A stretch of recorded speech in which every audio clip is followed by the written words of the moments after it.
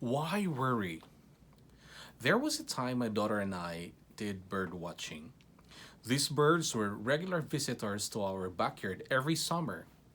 My daughter loved watching those violet and yellow flying creatures, and yet some sparrows still caught my eyes. For such a time as that, I'm reminded of what Jesus said about us. Look at the birds of the air. They neither sow nor reap nor gather into barns, and yet your heavenly Father feeds them. Are you not of more value than they?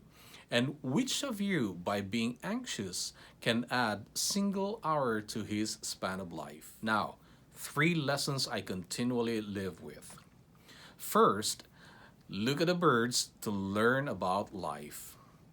Every time I wake up in the morning, I always have a glance at the green pine trees outside our window.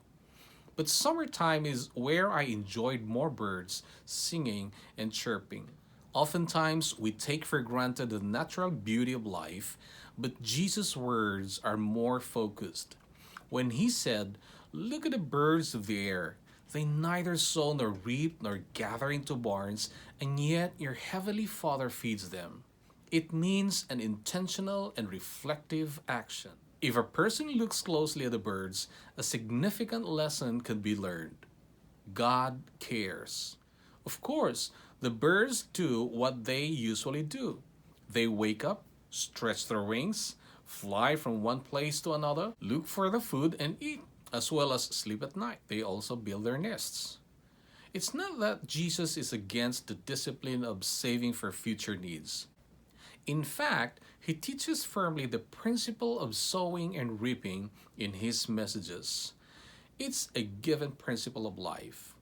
As such, Jesus is only pointing out that in the midst of the daily routines of life, God cares for the well-being and welfare of his people.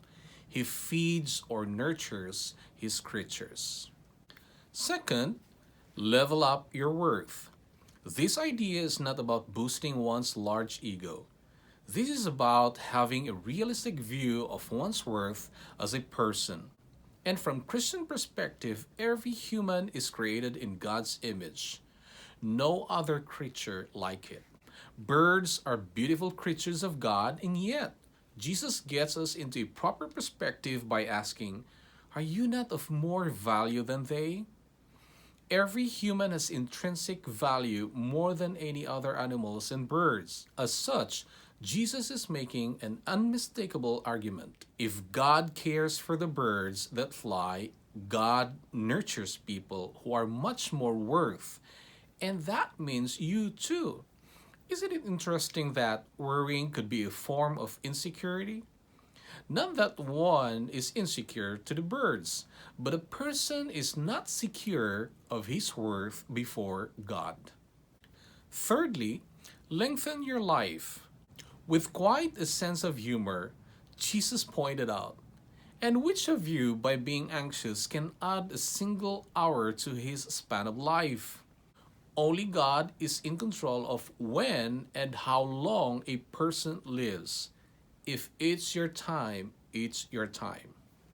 But it is also true that a person has a personal contribution to the health and longevity of one's life. In fact, much research shows that anxiety shortens life. Much stress lessens one's lifespan. Today, stress is one of the major factors of health decline, illnesses, and ultimately death. Are you not concerned that stress could be considered a mental disorder? Does this mean if you can't order your life, it could lead to a mental disorder? The truth is, trust is the spiritual antidote of stress. Anyone who realizes the truth of life has to trust the God who cares. This is Doc G, and thank you for watching. See you next time. If you want me to share this message of hope to the greatest number of people possible, subscribe to this channel and help me spread this message of hope. Thank you.